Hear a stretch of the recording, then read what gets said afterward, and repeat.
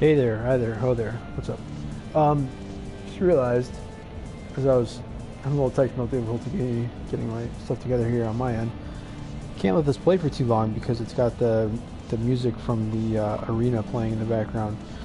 And if anybody pays attention, which no one does, to this fake channel's broadcasts of this game, going all the way back to day one of 9/11 last year. Well, yeah, last year, 2018. Early on, I realized that I was getting some of my broadcasts banned, like from everywhere. I could have done a challenge, but I opted not to, from copyright issues. So it was from one of the songs. So I gotta hope that I can get this off before one of the songs that's in the back there kills the broadcast. Anyway, added that player that you can see from the previous broadcast. If I can get, I think I can get him into the point of doing this is to get into game stats and to see if he did anything at all in this game, because he didn't get a point. I know that for sure. But anyways, as you can see there, got the final two at the same time, which is kind of the easiest way to do it, I feel like. So it adds 500 of the 1,000 coins, and the 91 overall free agency Ryan Reeves, which I will then see right after this if I can find a spot for him on the team. And I'm not sure. If I do, he'll basically just be replacing somebody else who's pretty similar to him. So anyways, those are the challenges. Yes, the answer to the question was we got it done. I don't know if you can see up on top there. I guess there's no reason for me to be paying attention to the amount of time that I've been going. I just needed that to make sure I got past the first minute. So a little bit larger there once that little blur goes away for you on the top left. You can see we won the game 4-0. So two of those goals were scored in the last 30 seconds of the third period. And that's sort of the way that I try to do this, especially when it's this kind of specificity where it's saying you got to win by 2 goals and you got to get a shorthanded goal. You absolutely can try to do them piecemeal and get 1 star at a time, particularly for the normal challenges that aren't time based. But just the everything to the right of that, the ones that were there at the beginning of the game that are still there, the progression challenge, domination challenge, cross the pond, and whatever the other ones are. So that's just for me. It's just part of my thinking is that, yeah, sure, if you could get all 3 stars, all 3 rewards, and each time that you go after a challenge, that saves you from the amount of games that you need to play. But the thing is, games played, games won, for sure. Games won is one of the milestones that you can do, and so if you haven't done that yet, it's easier to get that done. If you're doing it piecemeal, as well as the challenge stars one. I don't remember because I got all that stuff done like 4 months ago, and all I have left now is I need about I think just shy of 250 more hits to get to 5,000 for the McCarty, which I don't think is big. Might be like a 91 overall, and probably not that quick, and probably a terrible shooter. So I don't think he'll find a spot on the squad. And then outside of that, because I don't play online, is the Sawchuck and the Horton, which I would play like at least a game with Sawchuck in goal and see how it goes, but end game I don't think that's the way to go. Once they eventually make, I think actually as of now you can 99 him with probably like 8 entry draft collectibles. So maybe the 99 would be worth trying, but even then probably not. It would be better than mine, which I have a 90 DiPietro as my goalie, and everybody that's lower ranked than that available as backups. From Andy Moog on down to Hudry and those guys. So yeah, I don't know if I'd really want to go with Sawchuck for more than just trying out a couple of games and see how it plays. And when I say that, I'm referring basically to the 99 version. I'm not talking about the standard Legend version. That one I'd probably play like one game, see how it went, and probably never touch them again, and or maybe see if I could get 20k coins for selling them. But the Horton, I think I probably would be a little bit more interested in trying out to play, and I got to imagine, considering how decent his Legend card plays, that his 99 has to be worth a couple donuts, in my opinion.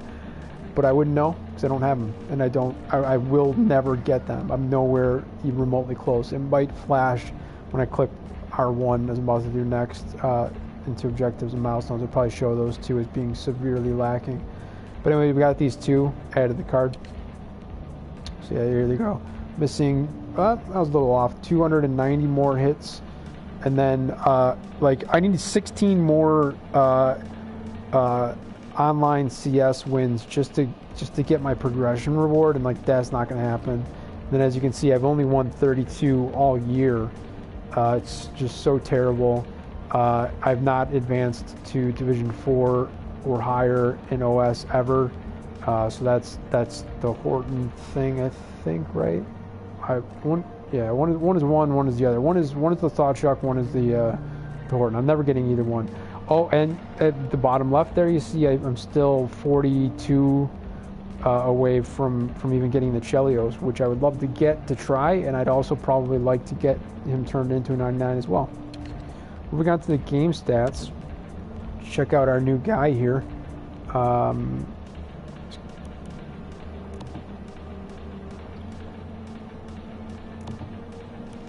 Yep, right up on top. I was like, should be there. So, yeah, had basically no impact. Got two minutes and 16 seconds of ice time. So he was out there. I mean, this was a standard game. Didn't go to OT. 2-minute periods. So I mean, he played a third of the game, but just didn't do anything. Was a +1, which obviously is better than minus. But as I said, I knew he didn't have any points, so I mean, I wasn't expecting any saves. There were no penalties. He didn't have any hits. Obviously, no goals because he didn't have any points, and he's not taking any face-offs. So they don't show a lot of stats there for you, anyways. So really, it was just kind of coming down to see, for me, how many minutes he played and whether he was plus or minus. And that's the card there for. I'm assuming that's something like Bartalis or Bartalis, something like that. Don't know. I'd never heard of him before. And I showcased his card without the mic on in the very last broadcast, which has the same title but a different description. It will be right below this on this fake channel. I couldn't find a spot for him though. Honestly, so far I've slotted them in for this game. Although it looks like it can't be right. All right, who is somebody who doesn't have some? I don't know. Somebody's got to not have all of their synergies up. There's no way that all these guys have every one of their synergies activated. I thought that's what that green thing meant when you're looking on this screen, if you're like looking at an opposing player. But who knows? Because I don't play that much online, I guess. I don't know. But for it's fun. I couldn't find a spot for him really anywhere, mostly because his shot's not good enough. But he is end game speed, so that is helpful. But a lot of the guys are, so it's whatever. I slotted them in for this game into the second line LD. He is a left-handed shot, and so at the moment I am opting to go with on defense, lefties on the left, righties on the right, and try to think. Yeah, I'm also doing the same thing for lines 2 through 4 on the forwards, but I've got it in reverse for my frontliners. So like Comper here, who somehow only got 3 minutes and 10 seconds of ice time, which seems strange. He is right-handed, and I've got him over on the left wing to start, and then we've got Kyra over here left-handed on the right-handed side. Both these guys obviously top-end speed and good shots, as you'd expect from any decent free agency cards. But the thing that I found is that not in a game like this, not on All-Star versus the best team in the game, where you've got very specific things to get done. Although you see, Comfort did get 3 of the assists, and 1 of the goals came from Kyra. But so all I'm going to say on this, for me at least, is that I can find specific ways without trying to get too glitchy and taking too much advantage of some of those things that have existed in this game for years and look like they still haven't really been fixed for the 20 beta that's out there right now, and clearly are not fixed in 19. I try not to do those too often, but I've got some things that I'm okay doing that can be somewhat similar to that. So like kind of somewhat similar to carrying it into the zone and taking a short side wrister, those kind of things, kind of similar to that. And so for me, having Comfort here, the righty, over on the left side, and having Kyra, the lefty, over on the right side, allows me to do that and a couple of other things that I look to do with my top line on offense. But the rest of the forwards are not inverted. They're straight on, as are all my defenders. And I'm not sure how I feel about that. I'm considering maybe making some changes to that, because on the defensive side, it really come down to, if I want to be able to be trying to continue to do those D-to-D one-timers, there can be advantages and disadvantages to having them straight versus inverted. And depending upon if I want to try to rip off of the face-offs on the offensive third, on either one of the dots, it can make a difference again on their handedness for getting those through, and at least having a shot at getting them on without having to do sort of this weird, okay, we're gonna take it onto our stick and then kind of reposition ourselves so that we just at least have the opportunity to shoot at that point, because obviously quite a bit can happen in those seconds or even microseconds from when you get that the face-off one to that player on D, and getting them into a position to at least get the puck off, whether on net or not. So the last thing that I'll say, and part of the reason why I was as shocked as I was, that we'll just call him Bartulis until somebody could tell me that's not his name. Part of the reason why I was surprised that he got as many minutes as he did, despite being on the second line on D, was because I did not slot him into any special teams lines at all. And I did in this game what I've tried to do before. I've been up on the Lightning 2-0 going into the final minute, the final 30 seconds of the third period before. And so what I typically look to do there is take a penalty. At least for me, I feel like the easiest way to do that is a tripping penalty. You just kind of poke check spam, and whoever you're doing it with will take the penalty. You're going to have to deal with them not being a part of the rest of the game. So hopefully it's not one of your top guys, which for me would be like my 99 Sakic or my 99 Messier, I guess. But either way, you take that penalty, and I did that in this game. Was up 2-0, just shy of the full 30 left to go in the third period. Went ahead and took the tripping penalty, and then got kind of lucky to get the Messier, in fact, out there. Had to kind of adjust a little bit because he did have a defender that was trying to stay between him and the empty net goal, and just was able to finagle it enough around, and in doing so didn't mess with his sort of positioning mechanics, etc. So he was able to get that that pretty easy little shifty shot there from relatively far away from not exactly on the edge of the offensive third on the line there, but still shy of the dot. So kind of closer to the line than the dot on kind of halfway between end boards, but a little bit off. So that's where he shot from, got the third goal there, and then was kind of stuck. I just wanted to try to play defense and not allow them to get 2 more goals off, because as I said, I've been up 2-0 before, whether being able to take the penalty or not. And I've had them come back. I've ended up winning some of those games. Sometimes they go to OT and I get the OTW. Sometimes you go to OT, I get the OTL. None of that matters, because obviously when you win in OT or in shootout, you can only win by 1 goal, and the requirement is to win by 2 goals here. And unless I had got a shorthander goal in that in those goals, then I wouldn't even have got that challenge, and I did not in any time prior to this game. So this game worked out perfectly for that. There was another opportunity that I was able to get another shorty off towards the end of the game.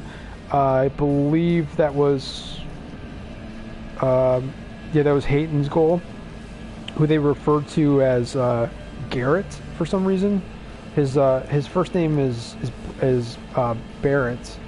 So I guess they maybe they actually are saying Barrett, but I don't know. It sounds when they say his name, it sounds like they're saying a messed up version of Gardner, in my opinion, but it's whatever.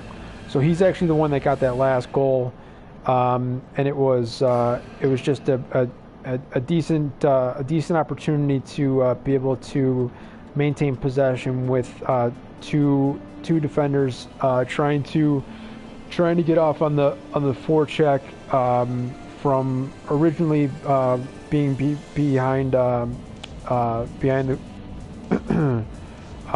net, and found him out there, and he was guarded. There was a guy kind of between him and the net, and the goalie, obviously being Vasilevsky, was there. Just didn't get his glove on it in time, and GG 4-0. So that's gonna be it. Go ahead and end this. See if it does anything here. See Messier with a goal, assist, 2 hits. Comfort got the 3 assists you saw, and then Leno actually had that first goal. Any other? Yeah, I mean, like, I had no TOA really at all. Passing was terrible. Won a lot more faceoffs in this game than I had been.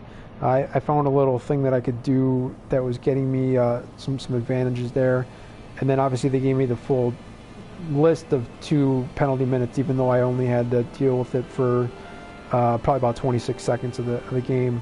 And as you see, I wasn't lying. I picked up two shorties there. So we'll go ahead and finish this here. Make sure we get the credit for what we were supposed to. Had some issues with that. Going all the way back to when there were Evos in October.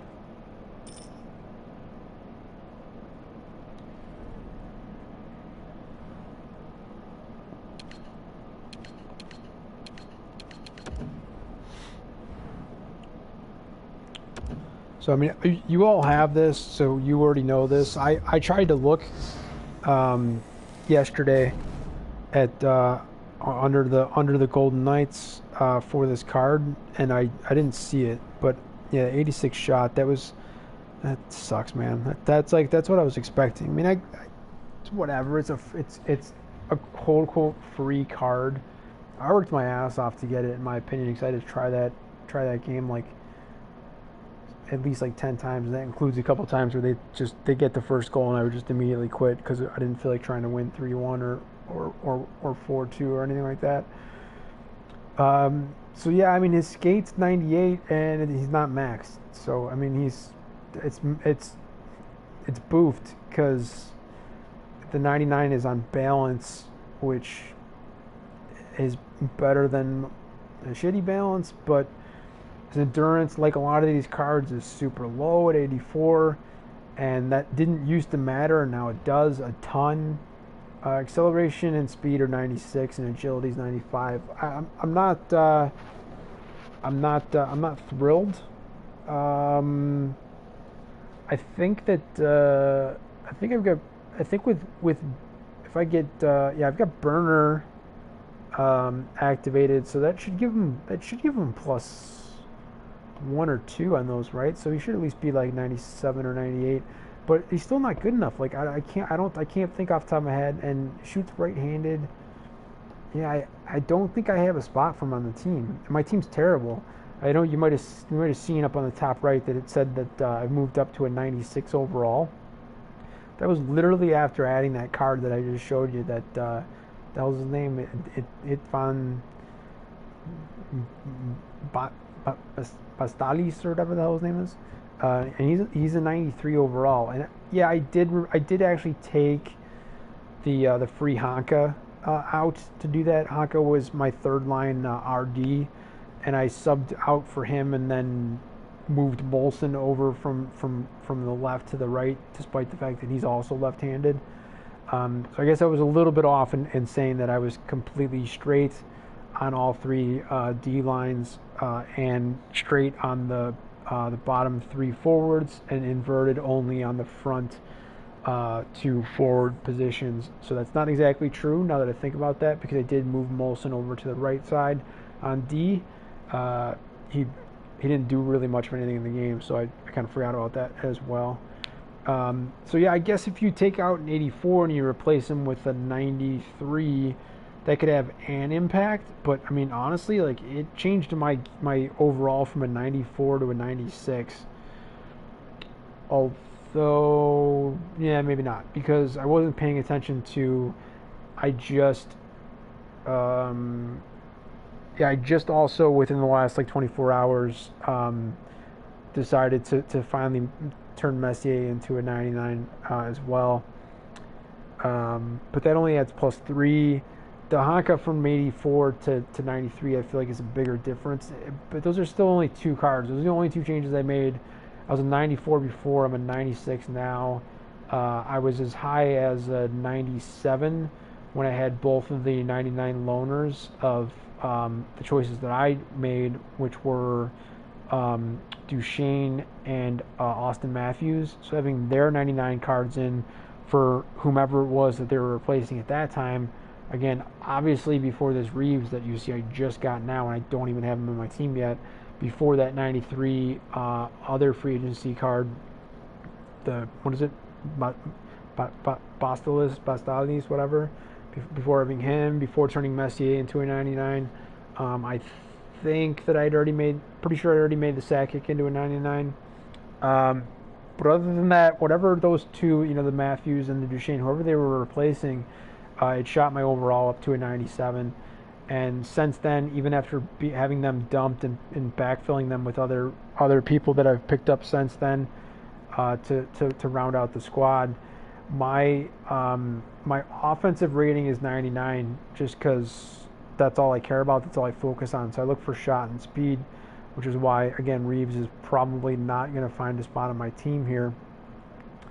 And so offense is 99, and defense isn't that bad. I think it's like 94, and I'm not really sure what they're basing that off of, because I have pretty much no defenders. But I mean, as you can see, like, if I put Reeves here on D, his defensive awareness is 89, and even if I played him as a forward, I don't know if his defensive awareness or his overall defensive face stat of 88 would have an impact on the team's defensive rating. I really don't know. And then goaltending is my worst, which should be obvious because I already mentioned I've got DiPietro in goal with his 90 overall, and I had the 89 alumni Moog in there as the backup, and I changed that for synergies. I needed somebody with either for the boys or burner, and there's a couple of one-time alumni goalies, of which I have both, that give you both +1 to FB and BU. That for me at least mattered, 2.5 months ago before I stopped playing the game, and don't matter as much anymore when you get to add these guys in. They're giving you at least +1 or +2 on 5 different types of synergies. So yeah, this Reeves here, I'm not feeling it. 96, 89 on power, 82 on accuracy. I mean, off the top of my head, that means he's worse than my 91 Evander Kane, who I sometimes sub out. Definitely worse than the 92 Legend Modano, who I have also subbed out a bunch this year since getting both of those players, despite subbing them with lower rated players. In Modano's case, usually just because I haven't historically looked for his synergies like Dangler Zone and stuff like that. Although I think now with all these new players, I think all of his synergies are getting activated, but they're not as helpful. They're player based. They're not team based. So yeah, I mean the Modano's got something like whatever 92 on power and close to 90 on accuracy, I believe, and the Kane is a little bit less than that. And I think even like the Molson he's faster, and the shot's probably about the same. He might even be as low as 88 on power, but maybe like a little bit higher on accuracy. I'm not really sure. I forget. But either way, Reeves is like at best borderline for me at the moment. And that would sound strange because I said that I just took Honka out, but again, Honka was blue line RD, really just in there for the speed and the synergies, and just being okay enough if he did find his way into a game that would have to be typically a longer game. He wouldn't be a complete fail, like a complete out there that I'd have to adjust around to keep from having him be the reason why I would lose the game, no matter what the level is, from rookie all the way up to all-star. So yeah, I mean the fact that I'm saying I had Honka who's an 84 and not really boosted on anything other than his speed. His shot was good enough, but not great, which is kind of why I think he's probably going to be gone from the team permanently now with these additions. It would sound strange that I would say that Reeves is borderline, might not make it. If he does, it's just for now. And if I boost anybody else up, I wanted to and I should have 99 the Modano. Made the really, really poor choice of trying out that 33% reroll to see what that was about. Talked about it on previous broadcasts. I got the base Gold Rare 83 overall Phil Kessel, and I already had two, one that was untradeable and one that was not. Prior to doing that, went ahead and immediately put them up on the marketplace, starting with like the lowest overall that I'd get from quick selling them. Basically putting them up for like 1,001 coins, and somebody got them ridiculously cheap. I don't know if it was even as much as 1,500. But I've talked about that in multiple broadcasts already. Really, really frustrating. I would love to have those 5 collectibles back, because that would mean I'd be able to Modano right now, because he needs 7 or 8, and I've got 4 or 5 left, and obviously I dropped 5 on that stupid Kessel. That was just a regular card. So that's going to be it, I think. Just trying to show what, if anything, that new card was able to do. Didn't seem to be too much. Looks like I'd probably have to maybe take a chance of putting them on frontline D or somewhere else on offense. And with endurance being such a shift now, where it really kills you, especially if you're like me and you like to try to use sprinting when you can. These guys just get wiped way too often, way too quick, and sometimes even in 1 minute periods, but certainly in the 2 minute periods, outside of possibly against just rookie CPU. I'm seeing my fourth line get out there way too often, and right now for me that's Makita out there on the fourth line center, being the only right-handed center that I have. And I think after having played so long with exclusively left-handed centers, I don't like how it plays. It doesn't play well for me, His face-off stat is not that bad, but I don't know what the deal is. He's not that great for me at it. If he's going up against another team's fourth line center, he's going to do okay. But that's kind of more my point, is that I'm getting killed on the endurance because I'm a human player, and yeah, I might look to sprint more often than I probably should. But I'm playing against CPU, and they don't have that at all. And so I might have Makita up there up against either a first line or at best, or worse, whatever you look at it, a second line center. And on the higher ends, maybe not semi-pro, but certainly pro and up, he's certainly not a lock to win the face-off. And I understand it's Rochambeau, or as all of you like to call it, rock, paper, scissors, or as other people have pointed out, it's more like rock, scissors, to be honest. And that's true. Hydrate there with some water. Talking too much, as always. But yeah, that is true, but, still, my 99 Sakic, who's perfect on face-offs, and we've got face-off master synergy all up in there, and we've got for the boys activated, that adds to that as well. And it doesn't even matter. My frontline center, as you saw in this game, I won more face-offs than the other team did, and that is the exception rather than the rule, especially on All-Star against the top team in the game. Outside of, I guess, if you played superstar level on Team of the Week, they're almost, they're stacked with nothing but I don't know if it's 93, 94, 95 and up across the board. So yeah, that would be a much tougher game.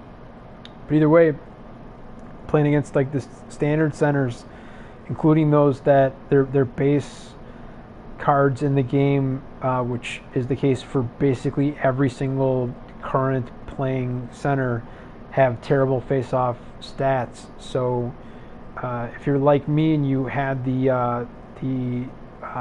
on ice trainer turned on when you first played at the beginning of this year, it would say, a lot of the times for me early on, it would just say lower skill, indicating like that I had done what I was supposed to at least get it to being equal to a draw on the choices that I made compared to whatever the CPU choice supposedly was for the face-off, but that they were just they were more skilled, and that's why they won it.